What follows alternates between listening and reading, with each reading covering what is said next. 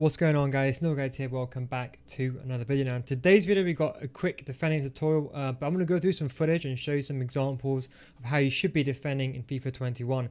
FIFA 21 defending is almost, I would say, very much similar to FIFA 20. People think it's different.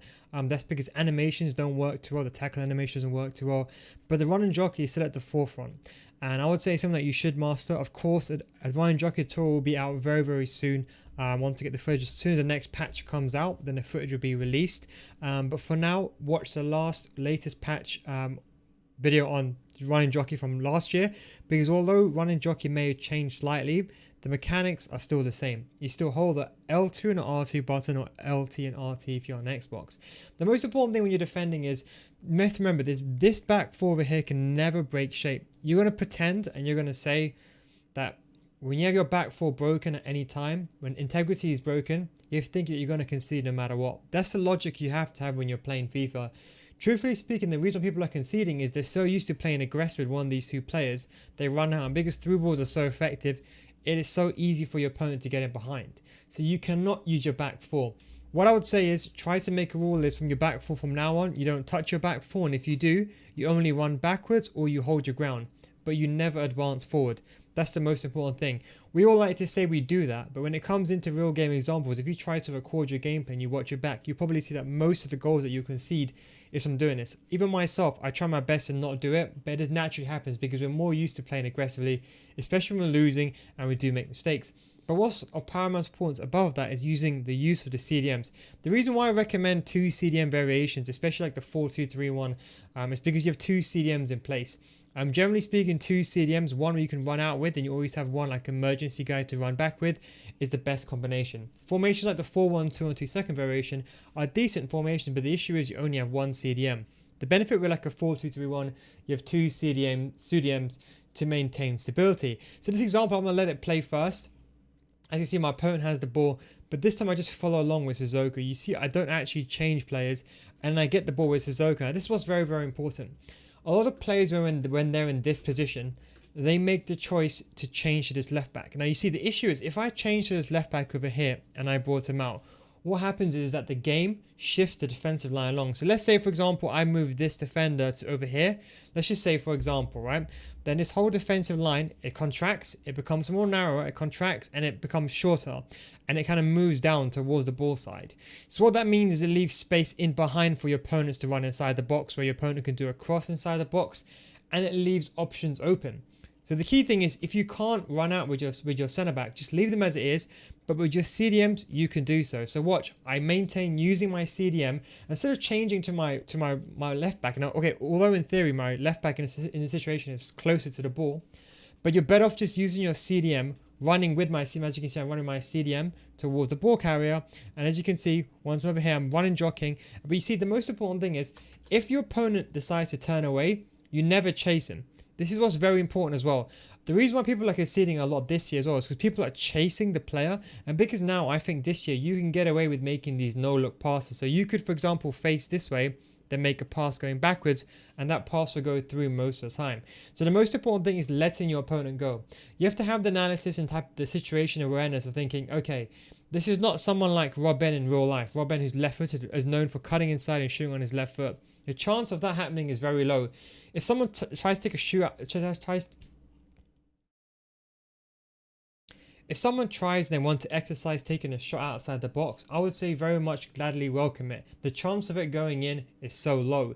But someone coming into your final third inside your box, the chance of scoring is very high. So let's say, for example, we're going to go back to the situation. Let's say the ball has gone down the wing and I follow along with Sissoko. Again, I move with Sissoko, but the most important thing is I don't go to tackle him, I go to occupy this position. Now, why? But you see, Sissoko is positioned to perfectly defend against Lucas here. Lucas, he's only got one option. He can either go down the wing, or he can either try to kind of beat me or go 1v1. But having both Sissoko there, like Sissoko over here and a play over here, he's got no choice but to go down the wing. The benefit of going down the wing is, at that point, it's potluck.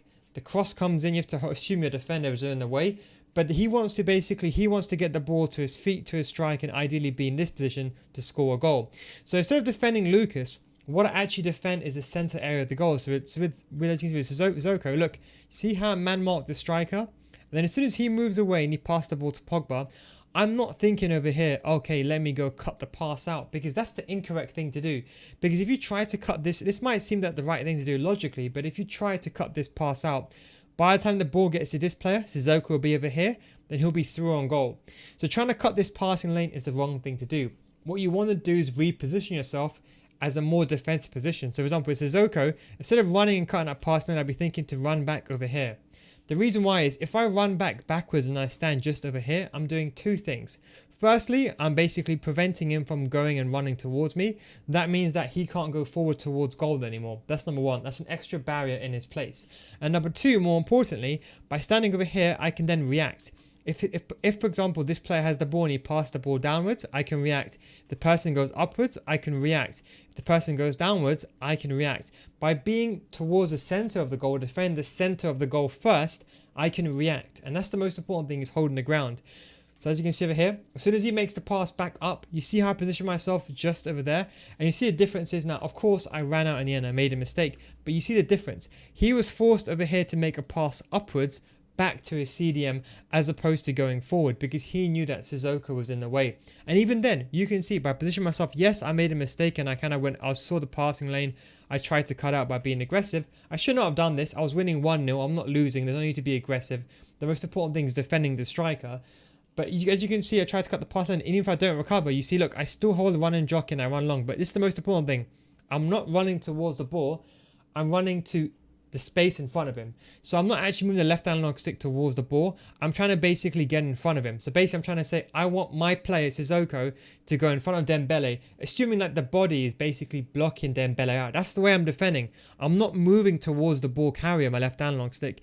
I'm moving basically in front of him. So I'm basically going in front of him. That way if he makes the pass to Rodrigo, I can intercept it. If he decides to keep running along, I can track him. If he decides to cut inside, I can also react. But being behind him is the worst thing. And as you can see, that's what I do. I keep pressing him. As you can see, I run in front of him and I win the ball in that situation. Okay, so now you know how to defend the center. So you defend the center of the pitch, everything is fine. But what if your opponent goes down the wing and he creates a chance? As you can see, here's an example with Mbappe. Mbappe goes down the wing. I commit towards the center with Bell because I don't want him to cut on the inside. He pushes further on down the wing. I mean, it's a running fake shot. He beats me. But you see, the way I defend is I defend the center first. And this is what's kind of important. When you're going inside the box, let's say, for example, assuming this position, what you should be doing over here is running back. Over here, I tried to defend against it with Bale. Unfortunately, he pushed the ball past me. Those things do happen. And at that time, I was too late to recover. What I should be doing, I should be running like this. That's the mistake number one. I tried to run along like this. That's the wrong thing to do. You want to run like this because you see, if I try to run this way, you can do like a running fake shot and cut inside me. But by running upwards, like diagonally towards goal, he has to eventually go that way and then come back upwards. So eventually I'm going to meet him. So that's kind of like the shortest route. I'm thinking like the postman theory kind of thing. The Dijkstra's theory in mathematics, you can argue. You want to get to the quickest location or to the quickest access point. And the access point is over here because at this position, he can then cut inside or he can go down the wing or he can go forward. He has many options. But if I can get there before him, I can then face him off and hold him off. That's the most important thing. Face him off. I made the mistake over here.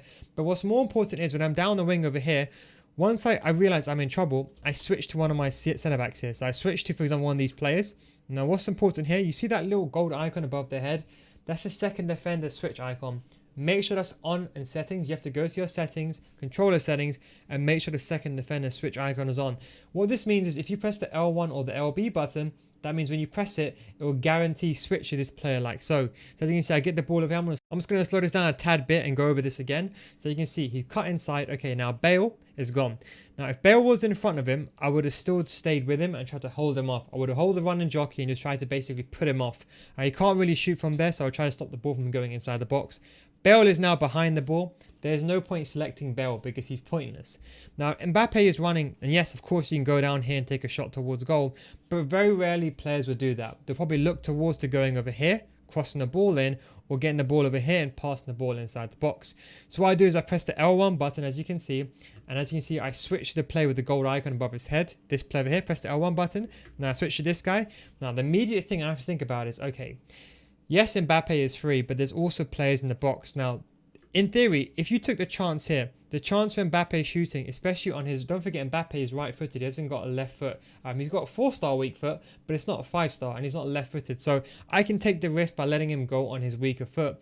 But the most important thing, the easiest goal for him to be will be making a pass inside the box and then shooting into the back of the net. So what I do is I position my striker, or position my centre back, should I say, to defend and striker. Watch, I'm just man marking. As you can see, look, I'm still cutting off the angle, but I'm also man marking the strikers. You see that? And I'm forcing him to make an awkward pass. AI bailed me out at that time, but as you can see over there, at that point, I cut him off. Now, what would be a smart thing for me to do now would be go towards him and close him off.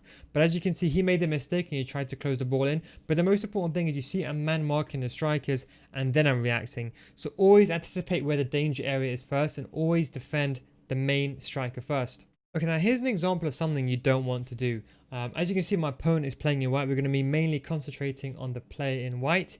And as you can see, he's defending a counter-attack and I have 2 strikers forward. He's got 1 CDM left. Now, if I was my opponent in this situation, the last thing you want to do is essentially go towards Mendy, because if you do, you're stuck in what I like to call Bermuda's Triangle. Bermuda's Triangle is some sort of triangle that's made that the ball can be swiftly changed around you. So Bermuda's Triangle, if I'm positioned over here with Pogba, let's say he was over here, I could pass the ball upwards, I can go pass the ball downwards. I got loads of options. So it's not really a smart idea to kind of run towards the ball carrier. The best thing is to run back. You basically want to reinforce and think your CDM like, so what my opponent in white should be doing is thinking his CDM as like a temporary centre back. So you should be positioning him just over here, just in front of Mbappe, because you want to stop the ball getting into Mbappe. Because don't forget, this is Mendy on the ball. And of course, Mendy's a left back, but Mendy can't really shoot. But as you can see what my opponent does, we're going to watch my opponent. As you can see, he runs towards the ball carrier. That is fine. But you see, at this point, there's no point going towards Mendy, because if you keep going towards Mendy, I'm just going to pass the ball away. And that means I then have a 2v2 situation with the back line. What you should be doing, in fact, is running back like this. And this is why it comes back to defending. Defending is all about positioning. That's why you see a lot of the top tier players, they can play with very cheap teams. It's not necessarily because they need good players to bail them out. It's because they know how to position themselves to defend the goal. You can use a bronze player in the game. If your positioning is 10 out of 10, you can defend almost every single goal. You could have someone like Ruud Gullit, a player that costs around 10 million coins, and you can have him in your team. Does that mean you're going to be defending any better? No, you could be defending worse than a bronze player if your positioning is wrong. And that's why you take manual control. AI doesn't really help you with this. And if you decide to run back, that way you could have forced a 3v2 situation, because you'll have 3 players like that and 2 of my strikers. But what he did is by running towards Mendy, he forced a 2v2. I saw that, I then ran past him, and as you can see, I passed the ball away. Now, unfortunately, it was a bad pass. Mistake number 2 my opponent made over here is, okay, I have the ball down the wing. I can't do anything from this position. You should just standing here, hold the run and jockey. Hold the run and jockey, that way I can't go down and I can't go forward. I don't have enough space. It'll be a 1v1 space, 1v1 position, but he has to expect the cutback. The issue is we go back to the first example, he runs out towards me. As you can see over here, just watch. He runs out towards me. Mistake number 1. Mistake number 2 is, okay, he got a bit lucky, I got the ball. Now it's a 2v2 situation. Now I'm going to pause it for a second. I'm not going to speak. I want you to think. Just pause the clip right now and tell me what you would do in a situation. Okay, so I don't know what you did, but I'm going to presume that you're probably going to say hold the ground or maybe man mark the striker. Maybe something along those lines. What he did is the complete wrong thing to do. He basically realized, okay, he's in trouble. So I would have done exactly so. I would have controlled his centre back, but I would have held my line. Is there a need to go forward? Think about this. I'm facing away from the goal. Why is my opponent rushing towards me? All he's doing is creating a gap for me to turn around, and I'm creating a 1v1 situation. Why is he doing that? I don't know. So as you can see, he runs out all the way and he overcommits. And look, as you can see, look, that's how OP passing is. See, I'm facing away. I make a pass. If he held his ground, he would have stopped that ball. Because he decided to overcommit and run forward, he didn't reach the ball. I was able to go through. Then after that, I was able to get into the position and I was able to score. Yes, the composure did save me, which is not the most important thing. The big issue was defending. If he stood still, he would have got the ball. And over here, if he just held the running jockey, he knew Rodrigo was left-footed, held the running jockey, and he should have said to me, okay, you know what? You take a shot. I'm going to do my best. I'm standing in front of you. Let him take a shot. You know, by trying to tackle him, you actually, if you don't press the tackle button over here, your body size reduces significantly because your body goes into an animation type system. If you think about it, if you're holding a running jockey, you're basically positioned like this. You're covering much ground. But when you're tackling, you're ending up being very, very narrow like this. So why would you want to go from a position like this to go something like this. You're better off just saying to me, okay, you know what, take the shot, hold the running jockey, and that way if you see someone take a heavy touch upwards, you hold the running jockey and you flick the left analog stick to the top there to be able to react. But as you can see, what does he do? He decides to run towards me, tries to chase me. Again, by when he's moving, don't forget the running jockey, you're basically as wide as possible, right? As soon as you start moving with the running jockey, you reduce your size. So the key thing is just to stand still. So movement also ties into positioning.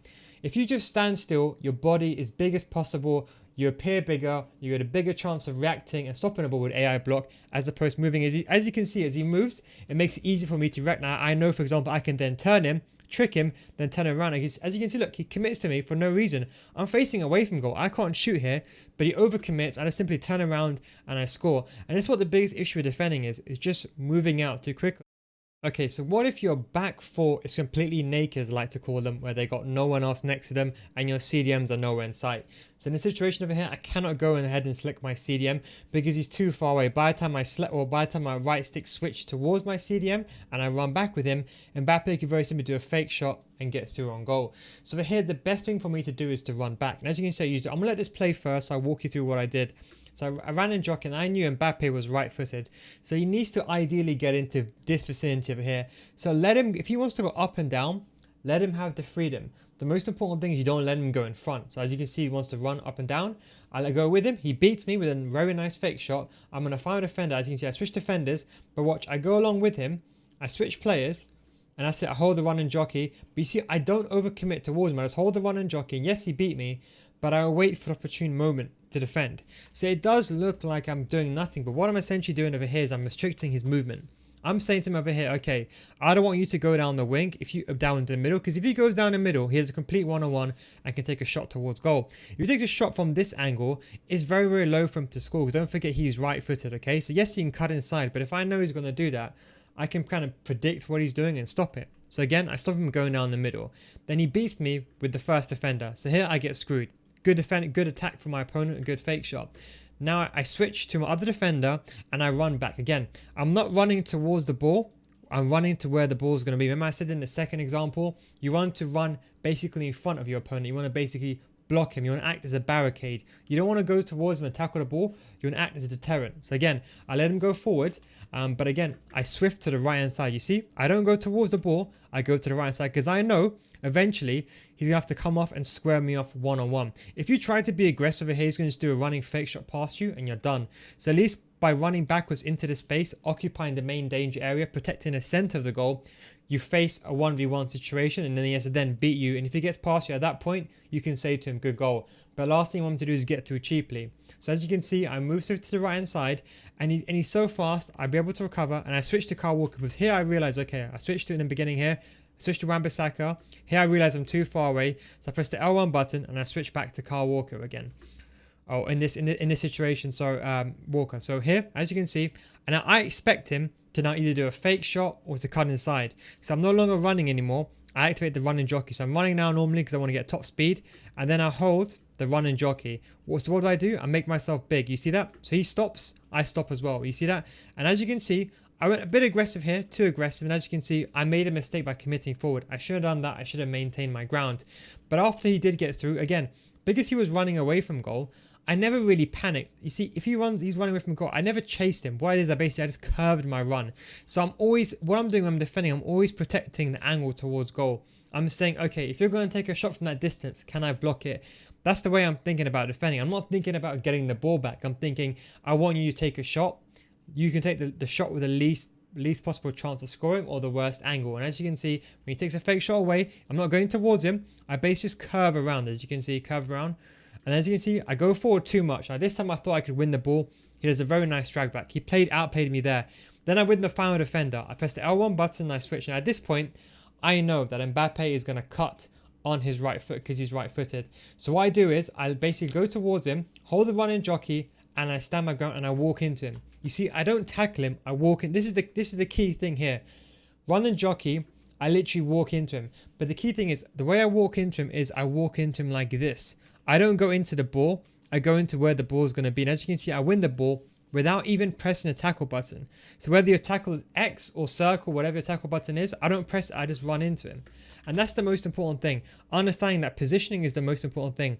You don't even have to tackle your opponent. As long as you can run into them, you can win the ball. But again, this only would have happened is if I held my ground and I stood still. If I moved forward and made myself smaller, as I ran at him crazily, I wouldn't have made that tackle. It was only because I saw him do the ball roll, I held my ground.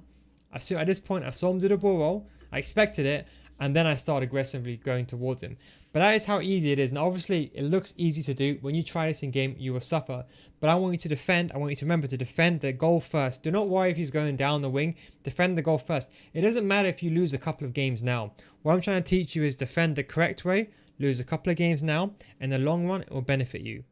The most important thing in FIFA this year is recovery, I think. Recovery is what I would say concedes or leads to most goals that I conceded, because very soon people can't recover. This is why I advocate using fullbacks and centre back. A fullback on 7 chemistry is beneficial. Why? Because a player who's got higher agility and balance can move better when they're running and jockeying. That's a secret no one really tells you about. It's very, very important you listen to that. Running and jockey is influenced by agility and balance. So you can argue the better agility and balance a player has, the more fluid they are when they move. It's kind of like dribbling. The better agility and balance you have, the better you move, as I mentioned in the agile dribbling video. Now, as you can see over here, I make a mistake. We all make mistakes, and I run towards him. And as you can see, the first mistake was made that, okay, I should have used my CDM here, but I saw him do a 1-2. Now, as soon as you see someone do a 1-2 and you see this arm going out, you should always run back, always. That should be your natural reaction. So you see someone do a 1-2, you see the pass being made, you see the arm going out, you don't advance towards him, you just run back again, running back into the space. Then the mistake I made over here is I tried to change my CDM. I mistakenly went away. I should have gone towards the ball. I went away in that situation and I changed to Walker and I decided to be aggressive. As you can see, he outplayed me. Now, as soon as this situation's in play, I'm in trouble now because he's got a chance to make a through ball. Now, your reaction, your natural reaction should be just to run back. Don't try to anticipate where the ball is going to be and try to get the ball, because most of the time you're probably going to miss the interception up until you get to a higher level and you understand. The key thing is when you play the game more and more, you'll understand attack patterns, how passing works, you'll understand angles of passes, what's the chances of failure. That will come innately and very naturally to you as you play the game along. But right now, I would just say just run backwards completely, because you want to force him to create a 1v1 situation. You don't want him to just beat you and burn you, as you can see here. And as soon as I realize he's going to make the pass, what do? Is I run back and I run ahead of him. You see that? I didn't wait for the ball. I ran back, anticipate where the ball's going to be. I pressed the pass button. I got the ball back to the goalkeeper. But again, had that been a chance where I ran forward, that would very much could have been a goal. And this is trying to say it's a small, minute differences. But again, it goes back to the same old theory. If the opponent is going to make a through ball in behind, just run back. Now, although this seems very simple, but when you combine all these things together, it really does create a recipe for success, because defending is not necessarily about knowing what to do. Most of you guys know what to do already. It's all about practice. A lot of things take a lot of time. I've been playing the game for 20 years, so what I learn, I pick up straight away because I know I got my knowledge there reinforced, and every year I pick something up and I learn it straight away. If you're new to FIFA and you haven't played the game a lot, you wouldn't understand how animations work per se. You'll understand real life football, but you won't understand how animations work per se. And once you play the game more and more, you'll naturally get that under muscle memory. As you can see over here, my opponent makes a through ball. Again, I go back to the first example here. I use my CDM. I don't break my back four at all. I don't run out with them. I run back with my CDM here. Why? Because I can then hound. If I want to go and I want to tackle Ben Yedder, and if I miss with my CDM, at least my back four's in shape. But if I change to my back four over here and I try to get the ball, then he beats my back four. He's through on goal. So I run back here with KDB, as you can see. I run back with him. Then once I'm over here, I don't run to intercept the ball. I run in front of him. You see that? That's the most important thing. Once he makes the pass like this, I don't run to cut that passing lane. Why? Because the pass is going backwards. Never intercept the pass that's going backwards. It's no point. You always want to defend the central areas first towards goal. So your opponent wants to pass the ball backwards, let him. Do not chase. He'll try to bait you. Don't chase. Just run in front of him and stand in front of him. That way you can always react again. By being here, you can react. You can go here. You can go here. You're in a position to react by going in front of him. I run in front of him. And then what happens is he places the ball. Now here I try to get the ball. I miss it a little bit, as you can see with De Bruyne. I tried to get the ball, I intercept it. I thought, you know, I'm in a good chance. I used a whole of run and jockey, and I walked towards the ball. I should intercept it, but this year interceptions are a bit of a mess. I'm pretty sure this will get patched. As I said, that's why the defense tutorials will come out a bit later. But I'm pretty sure these will get patched. These interceptions, the angles. And as you can see, look, okay, I made a mistake. But you see, I still don't need to choose my back four. If for example, Garrincha was on the ball straight away and this player was making a run in behind, then maybe I would have used the L1 button, switched to my centre back and recovered. But because the ball is quite far away from Garrincha over here, I have a chance to recover. And as you can see, well, that's Guardiola, should I say, sorry. So by the time Guardiola even gets to the ball, again, I'm not thinking to get the ball. My logic is, okay, he's going to get the ball before me. Why? Because he's in front of me. So the best thing I can do is I can run past him, let him touch the ball and defend Aguero. So again, what I'm doing is I'm thinking one step ahead. Where's the ball going to be? Not where the ball is. So with De Bruyne, as you can see, I run past him. Again, I don't even look at Guardiola with the ball. I run past him. I tried to get in front of him and I was able to get the ball with a tackle. Now, very, very unluckily, the ball gets deflected away. This is going to happen. The key thing is don't get frustrated and be in a position to recover.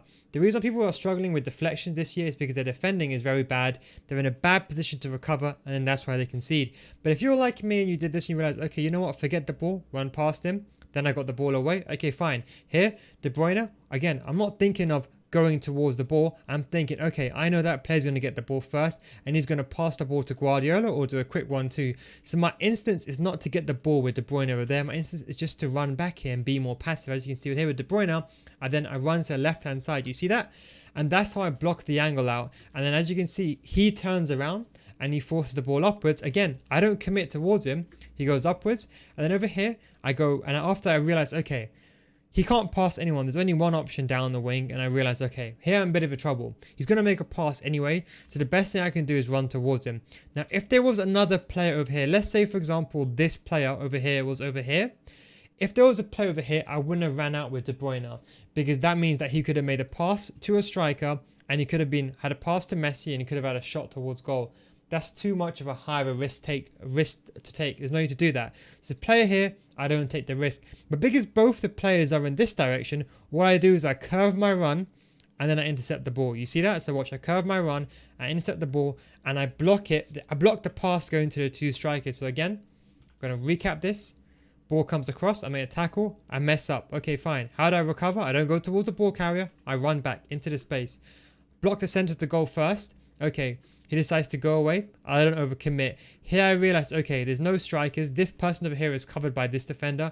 The chance of him making a pass is very low. If he does make a through ball down the wing, truthfully speaking, I'll have time to recover with either one of these two players. So that's fine. So that means I only have these two players to worry about. These two players are next to KDB, so all I got to do is basically run like this. That means that I'm blocking the passing lane towards the strikers, and that way I can close them off and cut the passing lanes. But the key thing is I only did it because there was no one else in behind. The key thing is if there was someone else in behind, I wouldn't have done it. If there was someone else over here, I would very simply just ran back with KDB. Here we're going to let another example go through. So my opponent's got the ball, situation you might find yourself in a lot. Again, I get the ball, I'm seeing where the ball is with Cancelo. I lock him out, I challenge him, I force him on a 1v1.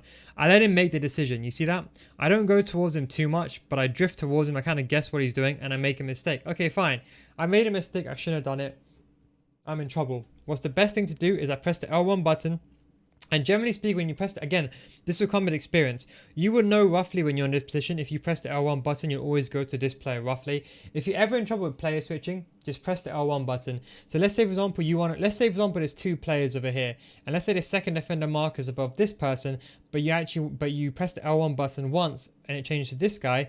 Then what you can do is you press the L1 button 2 times. More than likely it will go to the player that you want it to be. So let's say, for example, you want it to go to this player, the L1 switch, and the gold icon is above this guy. You press the L1 button twice. AI is smart enough to understand that you want the second person closest to the ball. So that's a tip for you to know. So if you're struggling with player switching, the L1 button, use it once. If you fail again, just press it again. More than likely it goes to the player you want it to go to. So I made the mistake here. I rushed out with Cancelo. Okay, fine. The ball goes towards the other player. Now, again, the way I'm defending is I'm not going towards him. Again, what I'm doing is I'm defending the goal. I'm saying to him, okay, if you have a shot towards goal, I'm going to reduce your chance by blocking the angle out towards goal and stopping you from making a pass. He can't score from here. If he wants to shoot from here, wish him all the best of luck because he can't shoot from here. So he wants to take a shot, let him. Honestly, just let him. The chance of it going in is 1 in 10. If it does go in that 1 in 10 chance near post, you just have to say, okay, very unlucky, you know, good goal. I mean, there's nothing else you can say about it. But as you can see, 89 minutes, I'm trying to defend for my life here. Again, I don't run towards the ball. I just stand still. Now, this is the most important thing. With a running jockey, all you have to do is hold the L2 and R2 button and you'll just stand still. Watch, L2 and R2, I'm standing still. If you just hold the L2 and R2 and make yourself as big as possible, and then you don't have to move the left analog stick. That's all you have to do. Once your player makes movement or then he reacts, then you can move the left analog stick. Then what you see over here is he takes a touch away. I block the area out. Again, I don't go towards him. I'm seeing this is the striker. I'm like, you know what? He can make a first time pass to this guy. So I'm like, okay, you know what? Let me block that angle out. As you can see, I blocked that angle out. He takes a touch away. He takes touch away. Okay, now, is there a need for me to use Sissoko anymore? Sissoko is now the ball carrier. There's now someone else next to him. So again, what I do is I press the L1 button. I switch to this guy. And again, I don't rush out. L1 button. I hold my line. Again, I'm not running towards him. I'm basically moving the running jockey sideways again. So let's say, for example, what I'm doing is I'm basically creating like a sphere around the goal, if that makes sense. So if my opponent decides to run like this all the way around, I'm just blocking. So let's say for me, you ran like this and ran like this and ran like that. I'll be defending like this in a circle. So the way I'll be running is I'll just be running alongside him, protecting the goal. I will not be running towards him. So I hold the line and I block the angle towards goal. He can't do anything there. Again, let him do the skill moves. I hold line. And then once he makes a turn and once he realizes he has to make the run inwards, then I go ahead and get the ball, you see. But you see, the thing is, I only be aggressive when there's a chance to win the ball. You see that? I don't be aggressive unnecessarily. And as you can see over here, play it safe. Once I realize he's taking a heavy touch, he's going to make a touch forward. Then I get the ball. But this only happens is if you stand still. The reason why is if you run out, this whole idea gets changed. Because if you run out like this, he then makes a through ball to this guy. And then this guy's got a one-on-one situation. You can either shoot or you can pass the ball and create a shot near post. It's only because I stood here. By standing over here, I do two things. Number one, I stop the through ball because he does make a through ball. Again, I can have the position and position myself to be able to react. If I go forward over here like so, and I position myself over here, then he can make the through ball and then I can't react to that because he'll be going past me. But being over here in front of the ball, should I say, leaning towards my goal, if he makes the pass, I'm in a position to react. What I wanted to mention over here is something that's very important. You may see me defend like this in my streams or maybe on YouTube, and you might see a lot of the top tier players defend like this. My advice is don't do it. The reason people struggle with defending most importantly is because they try to copy the top tier players. But the top tier players, they know the game to the mechanic level. They know it in terms of who can get first, who can get there first, who can get to the ball quicker. They know that like the back of their hand. So in this situation here, I'd be aggressive with Semedo.